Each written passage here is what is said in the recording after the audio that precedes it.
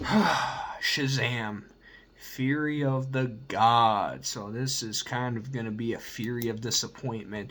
So let me just preface. The first Shazam is one of the biggest surprises of 2019. It didn't make my best list, but it was just kind of a breath of fresh air for the superhero genre because 2019, what else superhero wise came out in 2019? Fucking Avengers Endgame.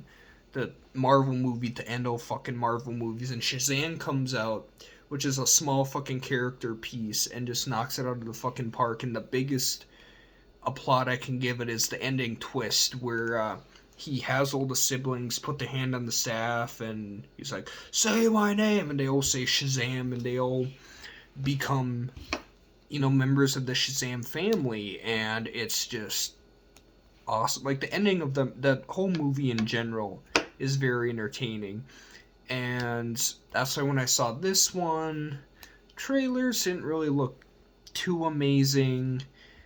Like the plot didn't really look that good to me, but I like the first one so much. I'm like, fuck it, I'm seeing it, and was rather disappointed with it because just a lot of things get sidelined. Oh, the character growth with the kids, and there's 6 kids in the movie, and they really just get reduced to very one note kind of attributes of each character, and they don't expand upon it, they don't build upon it, just nothing at fucking all. And oh man, it was really disappointing. There's just no tension at all, and I was just, I'm kind of stammering for words because I really don't know what to say. I was just rather disappointed with the movie. And there's the plot things, or the plot points that happen that I'm like, okay, that's fucking stupid. Okay, the wizard being alive, stupid. The twist of that there's 3 daughters of Atlas, and not just the 2, that there's a third secret one, which I called right away. I'm like, oh, okay, it's gonna be that, huh? And just, I like how, big point of the first one's the staff that Mark Strong has in the movie. So the Daughters of Atlas find it, they do it, they wanna just, I don't even remember what the plot was. Like create a fucking new garden with the golden apple that they want to plant and rebuild their home world, but they plant it on Earth because they have to take out the champion. So anyways, they have the fucking staff, and they're zapping the Shazam family, so it takes away their power, so it all comes down to Billy again. So Billy's the only one with Shazam powers. That's like the final fight. And then he dies, and Dimaj Hussain, who's the wizard, he's in it. I know that's not how you pronounce his name. You can sue me. He's in the movie Gladiator, and I was waiting because Billy sacrifices himself in the movie, and I was waiting for like a scene to be like, who wants to help me bury him? Like a fucking Gladiator scene.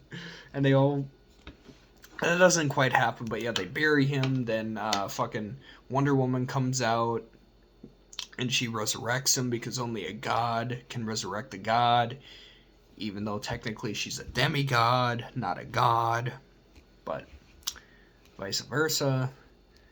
And yeah, no real plot development happens, no character growth really happens, except that Billy realizes he can't control his family, that every family member has their own path and destiny, and he should be happy with the choices that they make, and that his mom is his mom, or his foster mom is mom. That's a big thing, is that he calls her mom right before he fights Lucy Liu in the movie.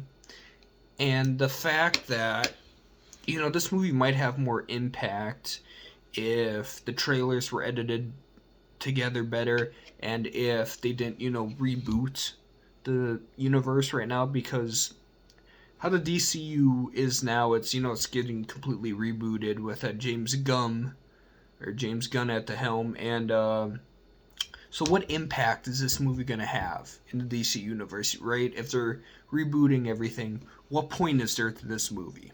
That's where it really comes down to it, and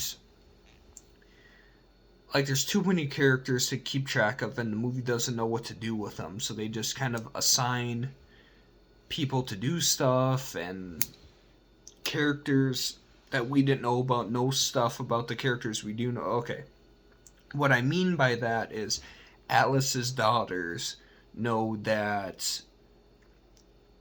the Shazam characters have those portals, and one of them leads to the maze. So they know that, but the kids don't know that. And I feel that, like, Steve, or whatever the pen is called, could have told him that, but what the fuck ever. Okay. Lucy Liu is one of my favorite female actors, and she is absolutely god awful in this movie, and I don't understand why. Because she is such a good actor, and she is just trash in this movie. And I don't get it. Like, it was really bumming me out whenever she talked. I'm like, girl, you're a good actor. Like, what the fuck's going on? Making me sad, man. And then, I mean, Helen Mirren was fine.